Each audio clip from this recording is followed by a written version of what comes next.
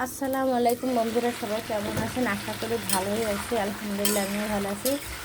তো আপনাদের মশলা কষানিও দেখাতে পারলাম না, মাছ ভাজাও দেখাতে পারলাম না, কারণ আমার অনেকটা দেরি হয়ে গেছে, আজকে লেট হয়ে গেছে, তার জন্য আপনাদের কোনোটাই দেখাতে পারলাম না। তা আজকে দেখেন আমি সিম, আলু, টমেটো দিয়ে, মূলা দিয়ে, মাছ দিয়ে ঝোল করব।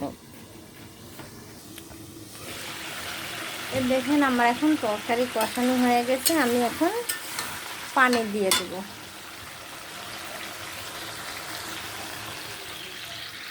আমার এখন তরকারি মাছ দিয়ে দেবো, দিয়ে ধনে পাতা দিয়ে আমি নামিয়ে ফেলবো। আমি ধনে পাতাও দিয়ে দিলাম, দিয়ে কিছুক্ষণ ঢেকে রেখে জাল করে নামিয়ে ফেলবো। আমার তরকারি হয়ে গেছে, আমি এখন নামিয়ে ফেলবো।